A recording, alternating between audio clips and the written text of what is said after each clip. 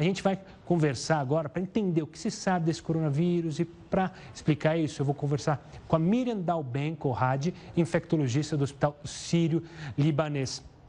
Doutora, muito obrigado pela participação aqui conosco. Eu acho que a grande pergunta das pessoas é primeiro entender o que é coronavírus, porque esse não é um único coronavírus. O que é coronavírus? Por que esse nome? Da onde surge o coronavírus? É um prazer, Gustavo. Na verdade, o coronavírus não é um vírus novo, né? O coronavírus é um vírus que causa resfriado nos seres humanos. Então, a gente tem vários coronavírus que já circulam no país, né? A gente tem coronavírus que causaram preocupação mundial também. Não sei se você se lembra, em 2004, que teve a SARS. Depois, em 2012, a gente teve o MERS-CoV, né? Então, por que essa preocupação mundial agora é com esse novo coronavírus identificado? Porque, na verdade, eles descobriram que estava tendo um número grande de casos de pneumonia nessa cidade, como você bem colocou, em Wuhan. Fizeram todos os testes disponíveis, não conseguiram identificar o agente. E aí, um pesquisador chinês ele conseguiu sequenciar e viu que se trata de um novo coronavírus. Então, embora da mesma família, é um vírus antes não identificado, né? Então, a gente não tem muita informação ainda sobre a gravidade dos casos, período de transmissibilidade, período de incubação, qual que é a capacidade desse vírus de transmitir de uma pessoa para outra, né? Qual que é a mortalidade relacionada à infecção desse vírus. Daí a preocupação que é uma coisa completamente nova.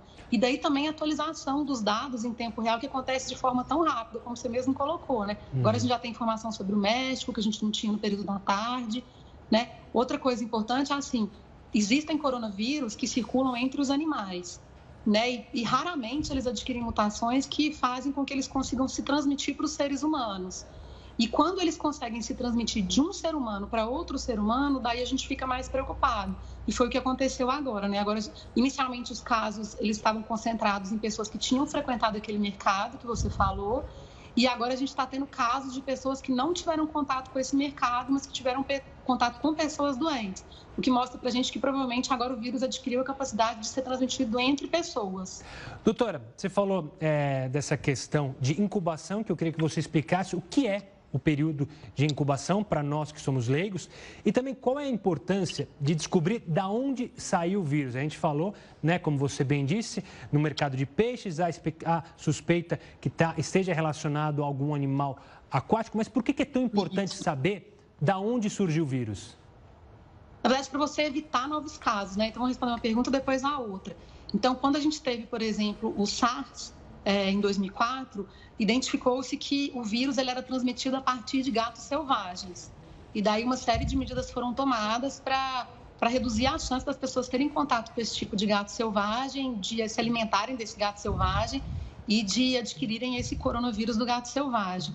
No caso da MERS-CoV, que foi a do Oriente Médio, um outro tipo de coronavírus, também se descobriu que ele acontecia a partir de camelos e uma série de recomendações foram feitas. Então, é por isso que é importante descobrir de onde veio, né? Esse mercado, ele não tem só frutos do mar, né? Se você olhar na imprensa, nos sites chineses, eles têm muitas fotos desse mercado e eles têm muitos mamíferos também, gaiolas vivos nesse mercado.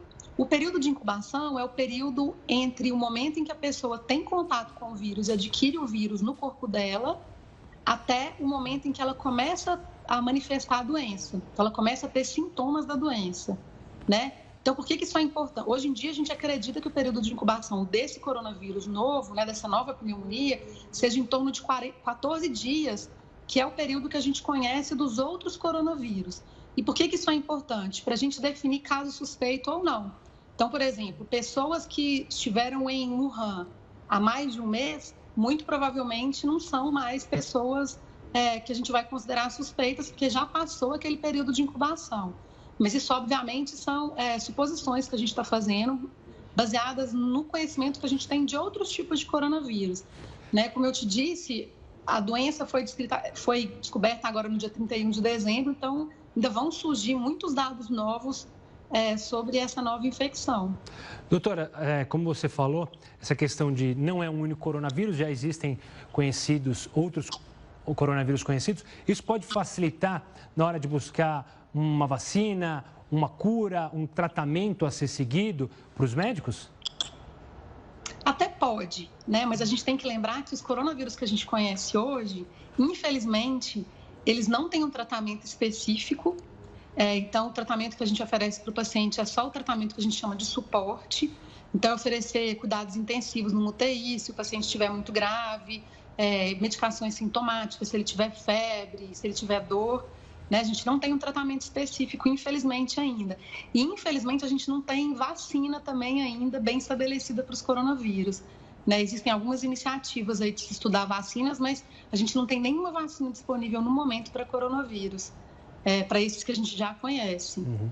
Então, a gente está meio que partindo do zero mesmo nesse caso agora. E, doutora, acho que uma curiosidade que bate na cabeça de muitas pessoas, você falou do SARS. Também saiu da China. Há algum motivo especial, alguma explicação lógica por que muitas doenças partem justamente da China ou daquela região específica? Essas doenças que vêm dos animais, né, estão ligadas muito à parte cultural do povo chinês, né? Então, assim, em primeiro lugar, eles têm por hábito ter esses mercados, na verdade, nos quais você tem um número grande de animais vivos ali, dispostos, né, confinados em um ambiente fechado. Então, isso favorece as pessoas terem contato mesmo com esses micro-organismos que são habitualmente dos animais, né, e que eles passem para os seres humanos. E uma outra coisa que favorece, como a população da China é muito grande, rapidamente uma doença acaba se alastrando nas cidades chinesas, né? Você vê, Wuhan tem 11 milhões de habitantes, né? Então, a densidade populacional da China, ela é muito grande. Então, as doenças acabam se espalhando com uma rapidez bem importante, assim, dificultando também a contenção. Não sei se você viu, acho que vocês até passaram aí imagens do mercado agora, né? Então, assim, culturalmente falando, é uma coisa comum lá. Até alimentação de animais vivos, né? Doutora. Exato. Muito obrigado pela participação e pelas explicações. Muito obrigada, viu? E as explicações, a melhor coisa para não entrar em pânico é ter informação, contar com o auxílio de pessoas que entendem do assunto. Doutora, muito obrigado. Obrigada, foi um prazer.